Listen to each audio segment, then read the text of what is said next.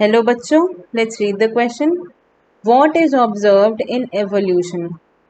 सो देखिए यहाँ पे क्या पूछ रहा है क्वेश्चन में कि हमें एवोल्यूशन में क्या देखने को मिलता है, एवोल्यूशन का ऑब्जर्वेशन क्या है. तो यहाँ पे की कॉन्सेप्ट क्या है? एवोल्यूशन.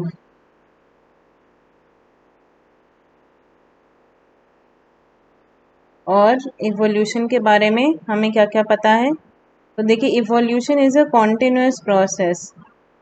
सबसे पहली बात तो ये है कि ये कॉन्टिन्यूस प्रोसेस है, धीरे धीरे और लगातार चलते रहने वाली. ऐसा नहीं है कि कोई भी स्पीशीज अचानक से एक दिन धरती पे प्रकट हो जाती है. तो इवोल्यूशन जो है वो कॉन्टिन्यूस प्रोसेस है. और इसमें क्या होता है, वेरिएशंस आते हैं. Variations in organisms for development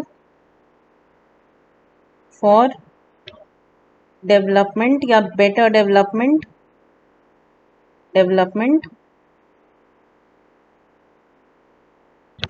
and adaptation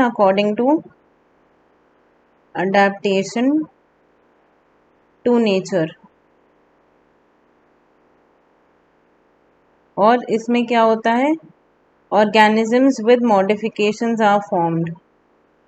organisms with new features, ऐसा भी बोल सकते हैं, new features या modification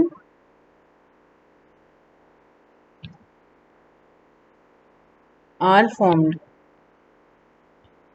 जैसे देखिए मैन में हम लोग कहाँ से शुरू हुए थे, ऑस्ट्रेलोपिथेकस से, ट्रायोपिथेकस से शुरू हुए थे और आज होमो सेपियन तक पहुंच गए हैं.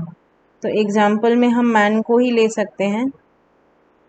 इवोल्यूशन ऑफ मैन कैसे कैसे हुआ, धीरे धीरे हम जो चिंपैंजी हैं, एप हैं, वो धीरे धीरे किस पर आए, वो लैंड पर आए. उन्होंने बायपेडल लोकोमोशन से शुरू किया, फिर धीरे धीरे टूल्स बनाए और आगे बस्तियां बसाई, फिर धीरे धीरे एक एक करके चीज़ें सीखी.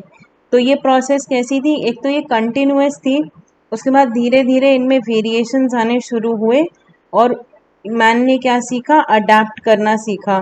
पहले एनिमल स्किन को हाइड के तौर पे यूज़ करता था, फिर उससे उसने कपड़े बनाए. तो उसने समवॉट कैसा अडेप्टेशन शो किया और वेरिएशन भी शो किया. और ड्रायोपिथेकस हमसे कितने अलग थे, तो यहाँ पर हमारे अंदर न्यू फीचर्स भी आए और मॉडिफिकेशंस भी आए. तो यही है एवोल्यूशन इन अ नटशेल. अब हम अपने ऑप्शंस को देख लेते हैं. पहला ऑप्शन क्या है, a sudden change occurring in a population. देखिए ये जो सडन चेंज वाला कॉन्सेप्ट है ना, ये जो सडन चेंज है इसको हम क्या कहते हैं, म्यूटेशन. सडन चेंज, इसको हम कहते हैं म्यूटेशन.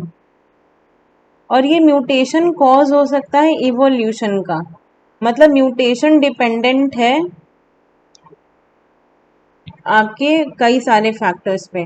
और ये जो म्यूटेशन है ये पॉपुलेशन इवोल्यूशन का एक लौता फीचर नहीं है.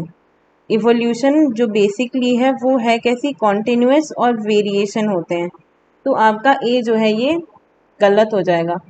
म्यूटेशन एक सोल कॉज नहीं है या सोल ऑब्जर्वेशन नहीं है इवोल्यूशन का. इसके बाद ऑप्शन बी देखिए, प्रोजेनीज विद मॉडिफिकेशन. हाँ ये बात बिल्कुल सही है, क्योंकि जब ऑर्गेनिज्म में मॉडिफिकेशन था, कैसे आया वो, उसके जीनोटाइप में मॉडिफिकेशन आए, उसके रहन सहन में फिजियोलॉजिकल मॉडिफिकेशंस आए और फिर वो सारे मॉडिफिकेशंस उसे अपनी प्रोजेनीज में भी देखने को मिले.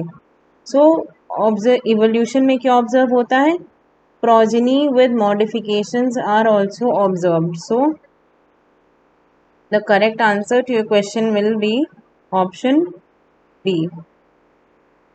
Answer is option B.